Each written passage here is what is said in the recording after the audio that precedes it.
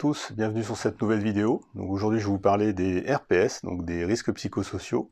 Bon, je ne vais pas vous faire un cours sur les RPS, sachant qu'il y a déjà deux sites qui sont très bien faits, que sont l'INRS, donc l'Institut National de Recherche et de Sécurité, ainsi que l'ANACT, donc l'Agence Nationale pour l'Amélioration des Conditions de Travail, et vous trouvez toutes les informations nécessaires sur les risques psychosociaux. Aujourd'hui, je vais plutôt me focaliser sur les RPS au sein de Sanofi Aventis Group, en fait, donc SAG, donc un site tertiaire, donc avec des activités comme les achats, l'informatique, enfin tout ce qui est fonction support, avec des risques psychosociaux qui sont au plus haut depuis quelques années. Les risques psychosociaux sont devenus en quelques années un problème majeur chez Sanofi Aventis Group.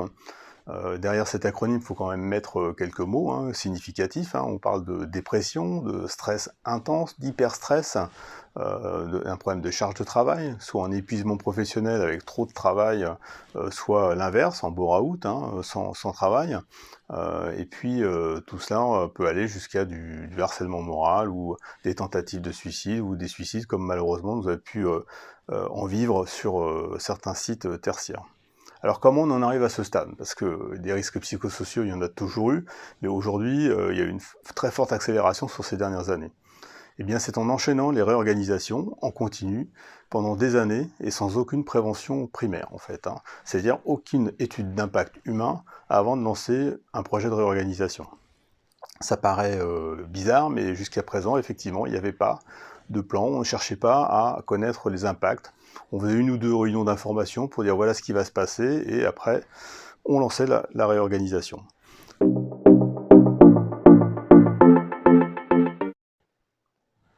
Grâce au travail des élus, grâce au travail du secrétaire du CSE, nous avons lancé beaucoup d'expertises sur les différentes organisations que nous avons connues sur SAG.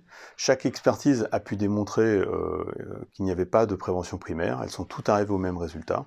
Donc cela nous a permis bien entendu de discuter avec la direction qui a eu des difficultés à admettre qu'effectivement il y avait un manque sur ce point-là. Nous sommes donc passés par l'inspection du travail. Donc l'inspection du travail nous a donné raison et envoyé une mise en demeure à la direction pour demander la mise en place d'un plan d'action pour la prévention primaire. Suite à la mise en demeure, la direction n'a pas eu d'autre choix que de mettre en place des plans d'action pour essayer de faire de la prévention primaire. Néanmoins, il y a quand même une prise de conscience suite à cette mise en demeure.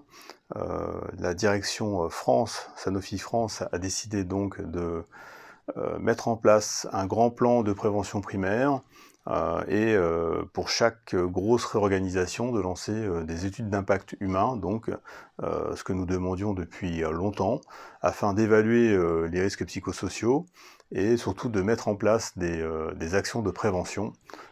Donc on ne se retrouve pas avec des gens qui soient sans poste, des gens sans travail, des gens pour qui on leur a dit votre métier va disparaître et qui sont dans l'attente de savoir ce qu'ils vont faire de demain, des problèmes de formation.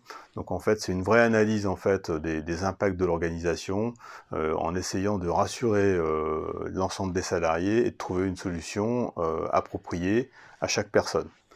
C'est ambitieux, parce que jusqu'à présent il n'y en avait pas, donc ça se met en place. On va voir ce que ça va donner. La direction travaille avec une société canadienne qui s'appelle Empreinte Humaine pour mettre en place ces études d'impact.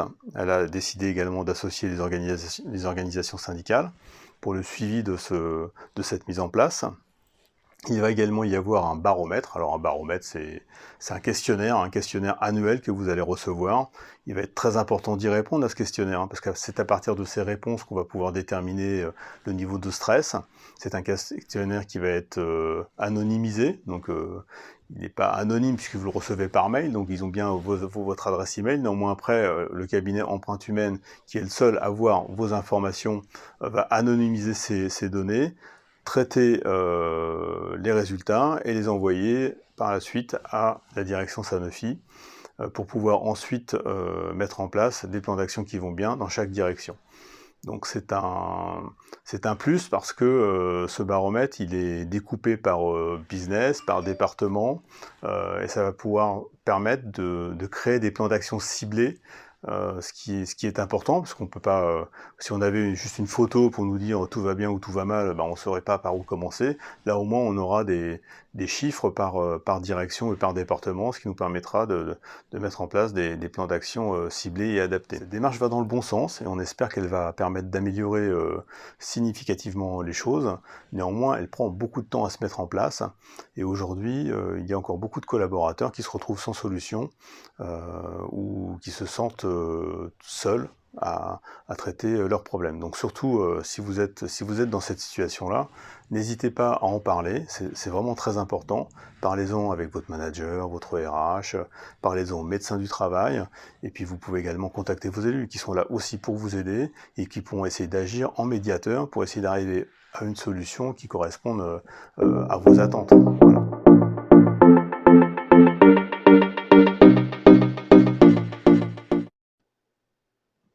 Voilà, c'était notre première vidéo sur les RPS, juste pour vous donner un aperçu de ce qui est en train de se passer maintenant. Vous aurez bien sûr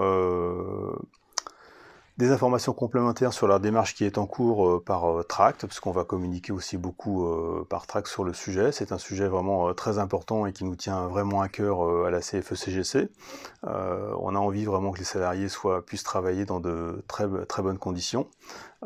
Donc voilà, donc on vous tiendra régulièrement au courant. Et si vous avez des questions, n'hésitez pas à m'envoyer un mail et je vous répondrai avec le plus grand plaisir. Voilà, à la prochaine.